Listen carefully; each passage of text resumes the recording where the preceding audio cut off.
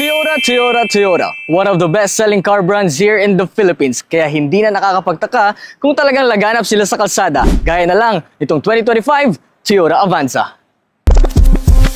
And if you hear this sound like gone with the back, gone with the knees, baby shake it to the max. Will DJ please turn up the bass? Hey, what is up guys, and welcome back sa panibagong car series vlog naman natin. We have already featured our very own Toyota Revo VX200, our project car. Kuya Jepoy's BYD Seal 5 DMI, the future of EVs.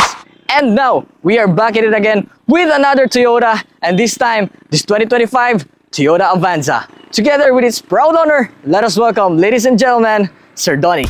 Hello everyone, this is Mr. Donnie M. Tulod from Kabakan, and I drive this car for a year. Toyota Avanza 1.3J. Hi sir, welcome sa ating car series vlog. Okay, thank you Linzel, and good morning. Good morning, sir. Sa iyo at saka sa ating cameraman, sa ating staff. Good morning. Ayan sir, napakaganda rin naman talaga ng sir, basta Toyota. Toyota fanatic ka ba din talaga sir? Yes, actually, my first car was a Toyota sedan, Vios 1.3J then. And it lasted, yung ownership ko lasted for almost, ilang taon ba? 9 years. 9 years? Before I sold it, I have it resold for a friend. For a friend? Ayan, matagal-tagal na. Oo. Kumusta naman sir ang mga experience mo with this car? Dito sa Avanza ko? Yes. Siyempre, 1 year pa naman ito eh. Almost 1 year. Kaya kawa 1 year lang nung September 14. Kasi, actually, this is my, my birthday present. So, Wow. nung nag-birthday ako, sabi ko, I need to buy a new car kasi yung sedan ko medyo matagal na at saka medyo maliit na para sa amin. Eh, kasi plus size kami na family. So, parang, sabi ko, it's high time to buy Toyota Avanza. And, for me, based on sa reviews, nakita ko naman na magaganda din ang reviews ng Toyota Avanza, even the old models. Yeah. Akala ko talaga sir, the first time I saw it with your My Day sa yung Facebook story, akala ko Wigo kasi tumabi ka dun sa car mo. Oo. Nagmukha talaga siyang Wigo. Baka tapos yung Innova magmumukhang Avanza na sa akin. Oo.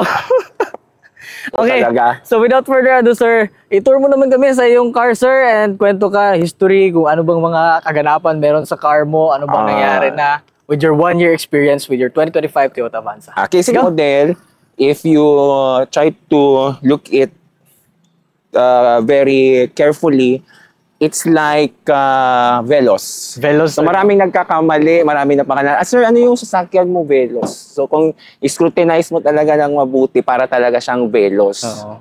Okay, so front lang. Even sa likod, parang Veloz din Parang siya. Veloz nga. So kung titingnan ninyo, meron siyang mga konting dust. So metallic, siya, metallic black. Sa kanilang gulong, 185 by 65. Ayan. Okay. Tapos yung side mirror niya, pwede magtulak, ganyan. Manual. Manual ito siya, pero yung adjustment nito is Power mirror. power. As you can see guys dito, Toyota talaga is known for its simplicity. Simplicity is beauty. Makikita ninyo yung antenna, movable siya. Yung sa other variant is parang pre-installed na siya dyan. Hindi na siya ginagalaw. So kung titingnan ninyo sa lahat ng low-end na variant, yung J, lahat ng antenna nila is gumagalaw. Then by the way, yung aking ilaw pala, white light yan siya, parang Orion. So minsan lagi akong nakakatanggap ng complaints from other drivers, passers-by, like mga prefer, kasi masyadong malakas. Even naka-low beam ako, so sobrang lakas niya. Ganon din problema namin dun sa Revo, maraming nagpa-flash ng ilaw, mga kasalubong. So kailangan na talaga adjust talaga. Naka-adjust ka talaga or naka-low beam ka para medyo hindi disturbing sa other kasalubong. And of course, siyempre, bilang mga driver, meron ding mga instances na napalitan ng ibang parts dito kasi nabangga ako the other month. So, ano nadali? Saan nadali, sir? Taillight nadali. Dadali yung taillight. Pero, what is good with Toyota kasi they would accommodate you. Sabi niya, titingnan yung concerns mo, then yung insurance mo. And fortunately, they were able to change all the damages na kailangan. Alright guys, ipapakita naman natin the heart of this car. Let's pop the hood. Sir, can you tell us more about your engine? Fuel economy siya kasi 1,000 359cc siya. So, more or less 1.3 liters. Tama? 1.3 liters siya per 16 kilometer. So, yun siya. So, napakatipid talaga ng ito. In terms of fuel economy, matipid talaga yung low end. Pero syempre, alam naman natin na may mga disadvantages din. So, minsan, kung uphill ang ang medyo location mo. So, siya. kailangan mo lang din talaga ng driving skills. driving skills, kailangan mo talaga diskartehan para makaakyat. Whereas yung nasa high-end, medyo effortless. Yung stock height niya ito, wala kang binago. So, wala stock pa mo na ito. Wala pa ako, hindi pa ako na car project ng hindi pa ako nag-customize. Sunod na pag may budget na tayo. May budget na naman. And the engine, guys, is paired with a 5-speed manual transmission at naka-CVT na rin siya.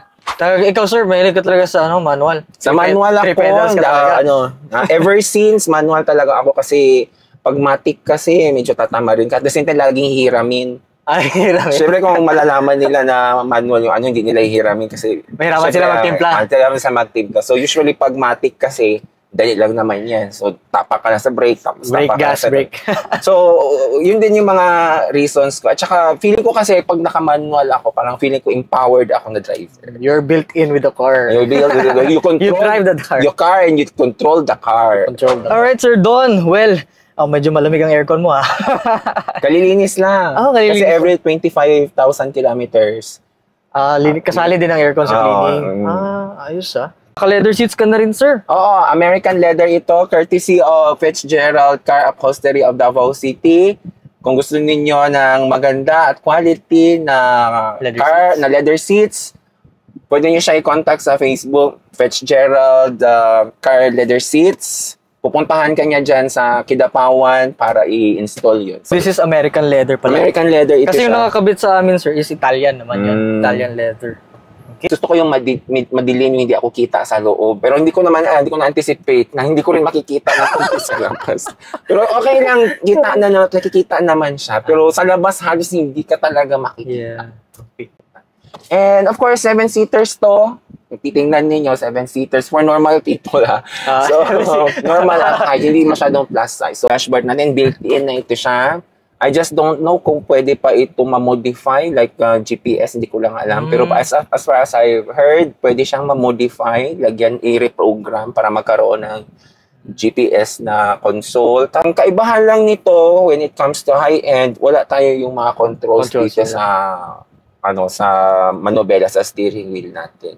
Tapos ito, basic lang yung nandito sa console natin. We have the RPM, we have the speedometer, the odometer, so on and so forth. Tsaka yung mga warning lights niya, every time may problem yung makina, may problem sa ibang parts ng kotse. Nandiyan yan lahat. Functional lahat. Nasabihin natin low-end siya. All-powered na siya ngayon. All-powered. Hindi kasi katulad ng ibang base talaga na yung manual pa na iniikot. So ito siya, goodbye ito siya kasi all-powered na siya. Then, ang gusto ko dito, hindi katulad sa sedan, matigas. Ito malambot Super malambot. So, you wanna try later. Malambot talaga siya. Build your dream. Maninibago ka kasi usually pag sedan matigas. Yung napansin ko sa mga sedan, matigas ang clutch pedal niya. Doon na-adjust naman yan, pero ganoon to. Pero ito, ang lambot talaga. As in, para ka lang magandang timplan yung clutch mo, sir. Maganda. So now, guys, we are going to test drive this Toyota Avanza. Ako naman ang driver. Let's go! So, how's the driving? How's the performance? Ayos, sir, magaan. Magaan yan. Bilis. Okay ang clutch mo, ha? Gandang timpla ng clutch mo. We are driving at 60, guys.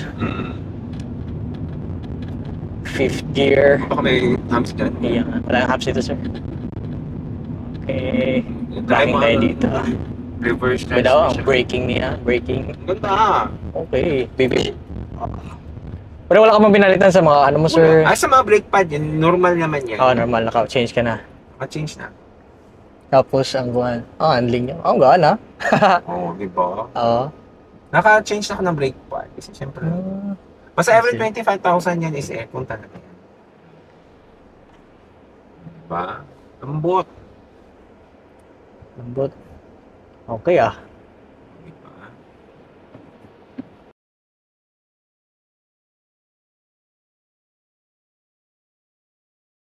And that's it for our video, guys. So sana nag-enjoy kayo watching the feature natin na Toyota Avanza together with its proud owner, Sir Donnie. Sir Don, thank you so much sa pagpapaalaw sa amin na ma-feature yung car mo.